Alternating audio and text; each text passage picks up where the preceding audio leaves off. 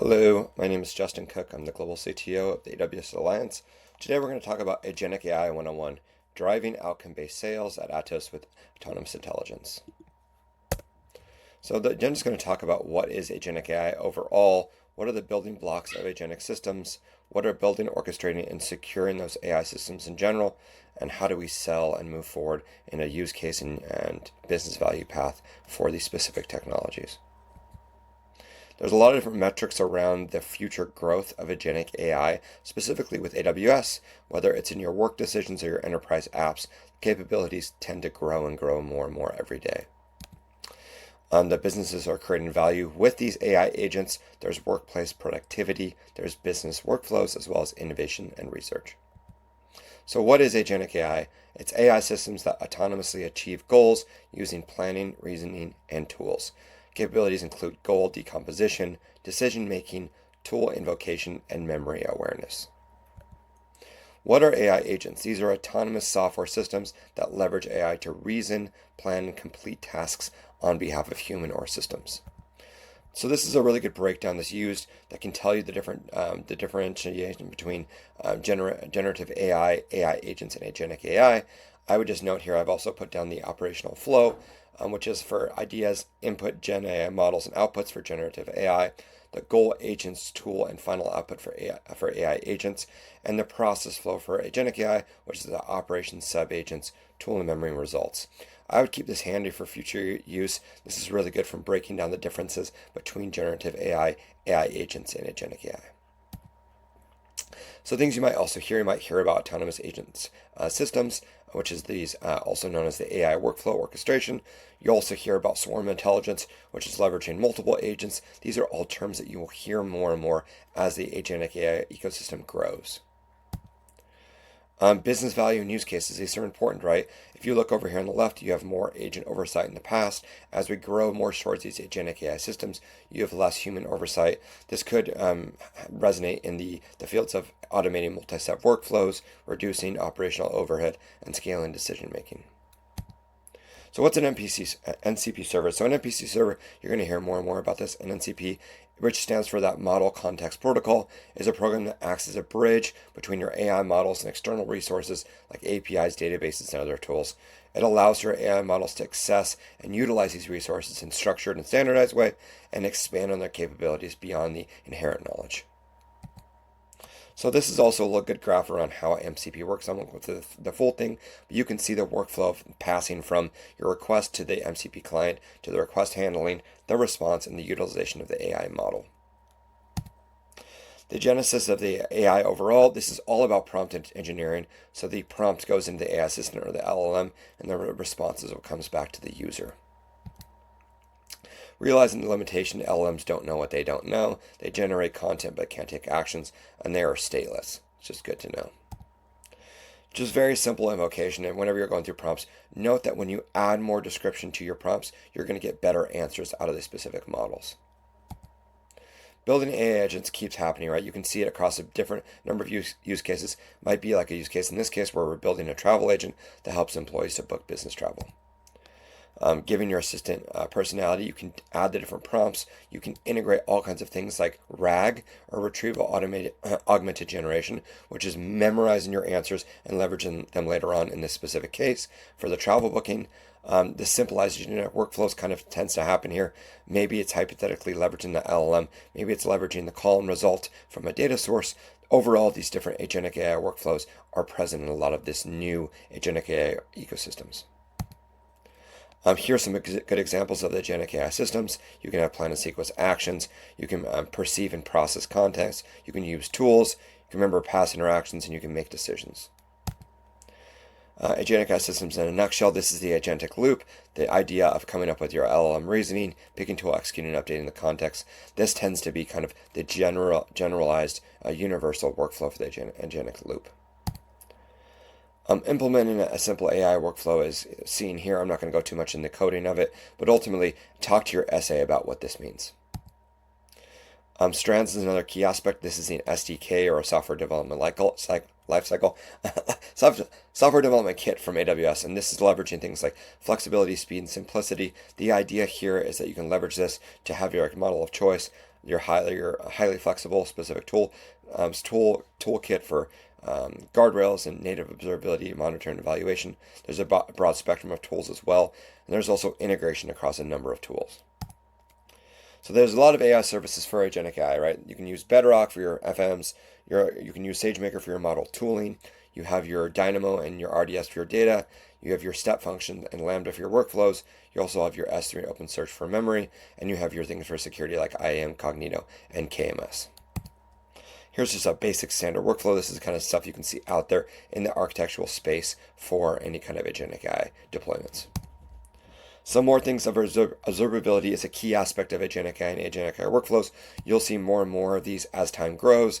And I would also talk about the safety rails and guardrails of agentic behavior with your specific SAs.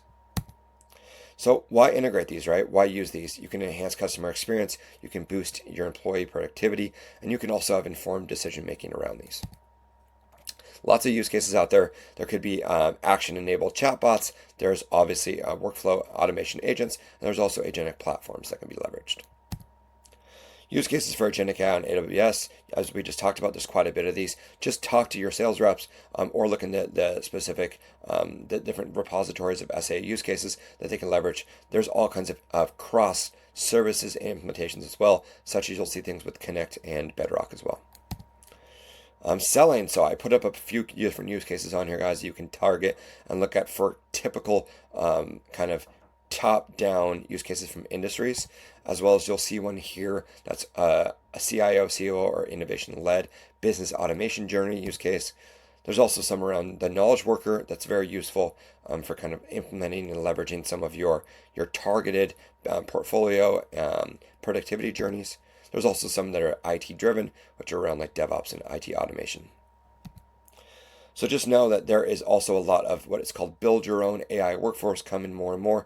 This could be leveraging open source tools. You can use LangChain on Lambda. You can use Bedrock agents. What the goal is to leverage those MCPs to connect agents to a wider berth of enterprise APIs, documents, or your tools. So just kind of knowing and understanding what is Bedrock on the agentic brain. This is one of your key functional models. This is really where the brain and the serverless model orchestration will come from. And this is also where you have that zero infrastructure management and your prompt engineering and your tool invocation. I'm not going to go too over this, but this is just models from AWS to keep in mind. This is the overall how they work, easiest way to scale AI applications with Bedrock. There's also the base foundational models. You'll hear a lot about these from AWS. Now keep in mind that these change consistently, constantly, so keep monitoring the AWS website for new models that are coming out. And then also look at how those models are leveraged and what they're used for, as shown here in this graphic. Just keep exploring more and more agents for Amazon Bedrock. These are fully managed agents that can enable reasoning, planning, and tool execution. You'll keep seeing more and more things about agents. This is the workflow of how they're leveraged. So from selecting your model, basic instructions, to the data sources to the available actions, just understand the overall workflow of the Bedrock agents. Here's some more information on what the agents do. And also security is really critical for these Bedrock, for any kind of Bedrock, for any services, but Bedrock specifically. That's why they have something called the Amazon Bedrock Agents. This enables you to evaluate the prompts and the model responses, things like KBs and FMs, just to make sure that you're monitoring having those thresholds and guardrails around your specific LLMs. Talk about this with your SA. Talk about the memory state management. Talk about Lambdas as agent tools. Talk about things like data fetch. Bring these all up to your SAs overall. Also talk about knowledge bases. Knowledge bases are growing more and more, right? They're leveraging RAG for this as well, but understanding the workflow and how it flows from the queries to the augmented prompts to the models to the answers is critical. Nova is obviously a big one. This is the specific, this is the proprietary offering for models, for a model from AWS. As you see, there's different flavors in these models, from the low end of micro all the way up to the more complicated, larger models for premium. There's also specific specialized models, such as Canvas for image generation, Real for model or for video generation, and Sonic for speech. Just know your specific path, right? When it comes to being a seller, your LLM could go from your augmented LLM to your workflow, to your autonomous agent, to your multi-agent collaboration. Just know what to close across this spectrum of AWS offerings. Evaluating agents is challenging for anyone, so make sure that you understand these different assets of evaluating agents. Talk to your SA about orchestrating with step functions as well as Event Bridge. These are two different AWS services that are previously leveraged for these specific Agent AI workflows. And also the multi-agent collaboration patterns, look at those as well. Talk to your SA about those.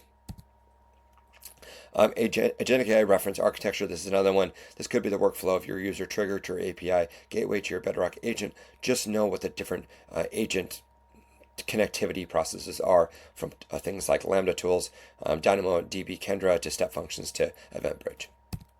And vector search. You'll hear a lot about vector search, especially with S3 nowadays. So make sure that you understand the semantic reasoning and the memory recall and how those are leveraged for the services and for the indexing and querying. I put up a few examples here of workflows that you could see from a standpoint of a sales lens or an architectural lens for finance, as well as for healthcare here, as well as for DevOps. These can break down and show you the kind of workflow for those AI model requests. I've heard a lot recently around BDA. What is BDA for Amazon? This is known as the Bedrock Data Automation. This is where you have your generative AI capability to transform your multi-model unstructured content into things like documents, images, videos, and audio for structured data at scale. Just think about KISS, which is keep it simple when it comes down to the Bedrock automation, data automation. Bedrock basically lets you use your powerful AI models without needing to build or train them yourselves, right? So this is plugging your apps and processes into a fast and easy pre-built brain for scaling your specific models. Heard a lot recently as well around certifications, trainings, and badges. I put up a key list of badges that are needed. A lot of sellers will leverage these badges to grow their experience. You can contact me or Betholm to learn more. I would also say that these are our specific tracks that we're targeting that are specifically for your role, be it your cloud specialist, a CEP, a cloud advisor, or an SA. These are the kind of tracks that we're seeing that in the industry that are useful across your badges and your certifications for AWS. Next steps. So just keep this in mind, guys. Selling Agentic AI is all about empowering autonomy at scale. Get to know AWS module building blocks, get to know Bedrock, get to know Lambda, get to know DynamoDB and step functions.